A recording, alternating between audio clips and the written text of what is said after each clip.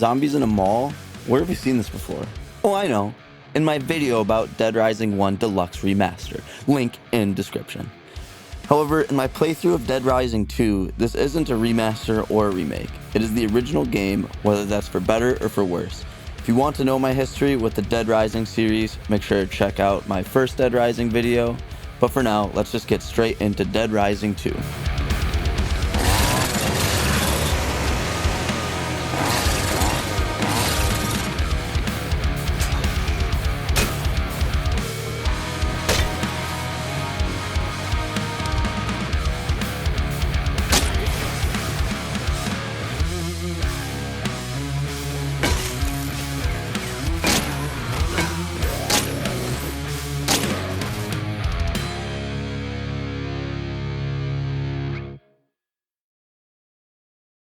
Dead Rising 2 was developed by Blue Castle Games, published by Capcom, and was originally released in late September 2010. The specific date varies depending on where you live. For PlayStation 3 and Xbox 360. I played this game on my PlayStation 5, so all footage you are seeing is from that system, recorded using the PS5 onboard recording software. It is worth noting that I originally tried to play this game on my PC via Steam, but Blue Castle or Capcom or whoever has not updated the controller drivers that are compatible with the PC version of the game. So when I tried to play it on PC, I had to download some software that read my Xbox Series controller as an Xbox 360 controller, and it worked fine for like a play session, but during my second play session, the game crashed and I could not get the software to work again. So if you plan on playing this game on PC, do be aware of this. I am genuinely surprised that these controller drivers are so out of date, honestly. I thought for sure they would have updated them by now, but I guess not. Dead Rising 2 takes place in 2011, 5 years after the events of the first game, in a large resort known as Fortune City, meant to emulate Las Vegas, particularly old Las Vegas on Fremont Street, I believe. At this point in the world, living with zombies has been normalized. There's even a game show called Terror is Reality that's main focus is a gamifying zombie killing. In this world, you play as Chuck Green, a participant in this game show. And after filming and taping of the show, a zombie outbreak occurs, causing Chuck to rush to his green room and make sure his daughter Katie is okay. Finding shelter with some other survivors in a safe room, Chuck has to survive while guiding other survivors back to safety until help can arrive in 72 hours. However, it quickly becomes apparent that this outbreak was no accident and is up to Chuck and several other survivors to get to the bottom of it. First and foremost, I am not as big of a fan of Chuck Green as I am of Frank West, the protagonist and player from Dead Rising 1. Frank was kind of like the average Joe who was stuck in the zombie outbreak in Colorado. I feel like he was not trying to be a badass or the hero of the situation, a lot more of an average Joe in a sense.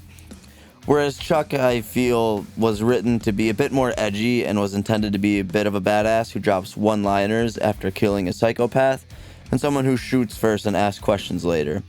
However, I feel this is more of a result of the times, with this game coming out in 2010. The late 2000s and early 2010s were filled with media full of overly edgy and badass characters who, now 10 years later, come off as more cringe than anything. There were also two new mechanics added into the game that I was not a huge fan of at all.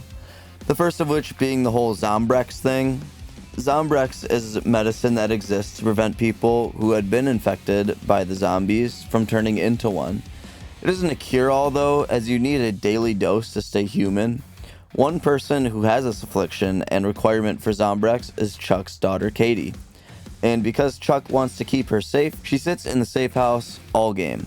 This means you have to go out into the world, bring back Zombrex for Katie once every 24 hours.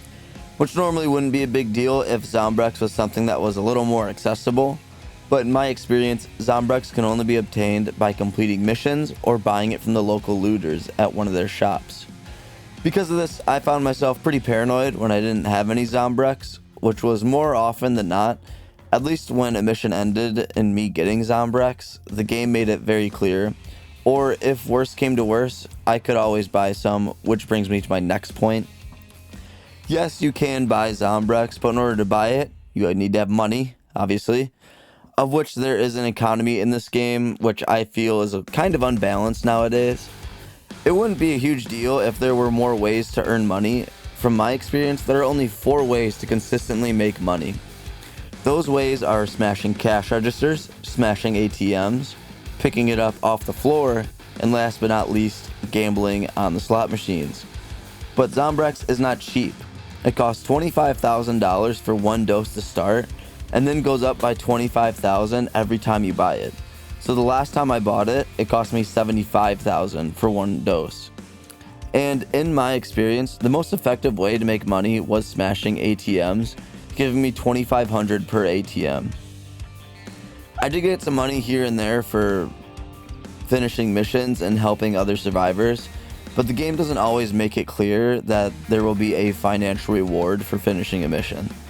But the most expensive item I came across was a key to a car that cost $2 million, which I don't even know if I would have had 10% of that if I didn't spend a single dollar during my entire playthrough.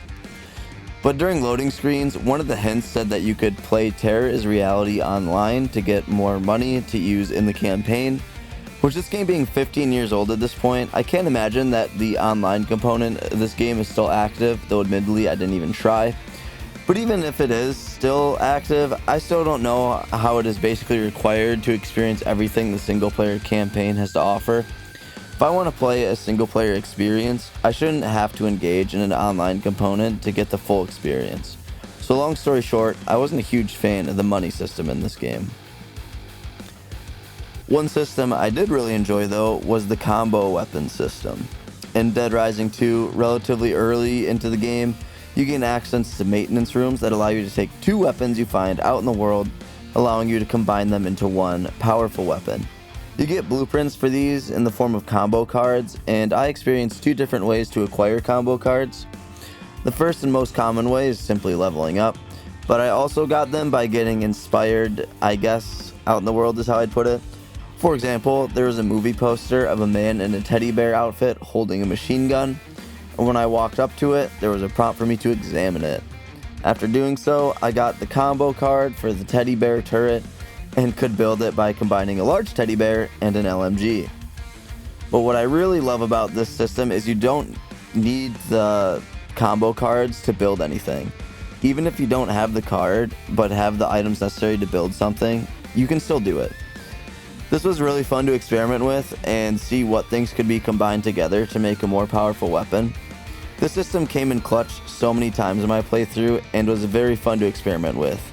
However, I would argue that it came in clutch a little too often. I say this because much like the first Dead Rising, weapons and products and whatnot respawn after you leave the area. For example, in the first game, there's a katana hidden not far from the safe house, and because it respawned every time I exited and entered the area it was in, I had an ample supply of them to use in my playthrough. The same system applies to Dead Rising 2. Which I wasn't a huge fan of in the first game because it really discourages experimentation with weapons. Because once you find a good weapon, you basically have an endless supply of it, and the same applies here. The first combo card and combo weapon you make is a bat with a bunch of nails in it. This was a very good weapon for me, as it one-hit kills zombies most of the time, while also having a pretty quick attack speed. This was also by far my most used weapon because it is so easy to get. The thing about the maintenance rooms is that some of them have components to build weapons spawn inside them, and the maintenance room that is right next to the safe house always has a baseball bat and nails spawn inside it. So every time I came and went to the safe house, I was able to build 1 or 2 of these bad boys before heading back out into the zombies. Although the combo weapon system was fun to see what I could build, it was hard to engage with at times because I had such an easy way to access, in my opinion, one of the best weapons in the game. Much like the first game, I would have liked to see at least a more delayed respawn time on weapons and other stuff to encourage more experimentation, since there are just so many weapons and items at the player's disposal. Alright, now for the tidbits, the things that don't really require a lot of explanation. First and foremost, there's no respawning overpowered psychopaths in one of the most traversed area in the game, so that's a big plus. see the first video I made on Dead Rising 1 to get a little more context to that one. But for those who played, you know what I'm talking about. This being the original version of the game, I was pleasantly surprised to see that I could now move while aiming and shooting firearms. I had to get the deluxe remaster of Dead Rising 1 to experience that. Some autosaving would have been very much appreciated. Many times I would go and kind of forget to save here and there, as one does, especially with how common autosaving is in many games nowadays. And I would be fighting a boss or something, did a little harder than I thought, and I die, and then have to start from my last manual save, no matter when that was. And that was pretty frustrating. I maintain that the combat model is great for clearing out hordes of zombies, but is very clunky and sort of frustrating when it comes to fights against psychopaths, where there is only 1 or 2 targets. There are several vehicles you can drive in the outdoors area of the game, but I personally feel this area is not big enough to warrant that. The underground tunnels definitely are large enough to warrant vehicle use, but I feel nowhere above ground did a vehicle feel necessary at all. And lastly, I would have liked more voice acted lines rather than reading so much. When talking with survivors in the world, I had to read a lot of the dialogue exchanges while usually fighting off incoming zombies. This made both reading everything and fighting off zombies quite difficult at times. If the lines are voice acted, I could just listen to what was being said while using my other senses to focus on keeping myself and other survivors alive. All in all, I think I like this game more than the first one, but they kind of are neck and neck. I could just be a little biased towards the Vegas-esque setting of Dead Rising 2 because I love Vegas. But the combo card system definitely made it for a fun little system that was a welcome addition. In my experience, the Dead Rising games are the strongest in terms of story or immersion, but I don't know if anyone expects them to be.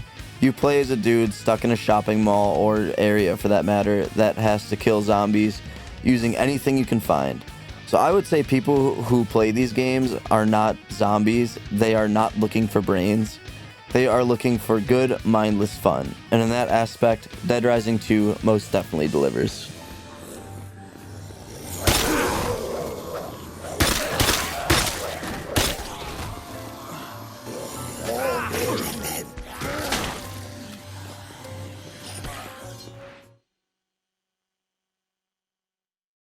I am having a lot of fun playing through the Dead Rising games, and I look forward to playing through the rest. But for now, thank you so much for your time and attention watching this video. I appreciate it. If you like this video, make sure to hit that thumbs up button, as it goes a long way for us here at Milkman Media.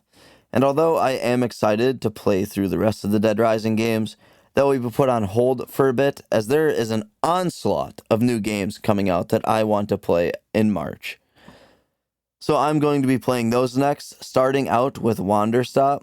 So make sure you subscribe to the channel so you don't miss that, as well as for all your other food and gaming needs. Lastly, I would love to hear what you think of Dead Rising 2 or anything else that's on your mind down in the comments below. Thanks again for watching, and as always, I'll see you in the next one. Let's go. I know I'm moving through life like it's a runway. I'ma live life in style and paint this life like a masterpiece. There's no bringing us down, and we don't know what tomorrow holds, so we gon' live right now. All we know when we pull up, God, I'm saying this.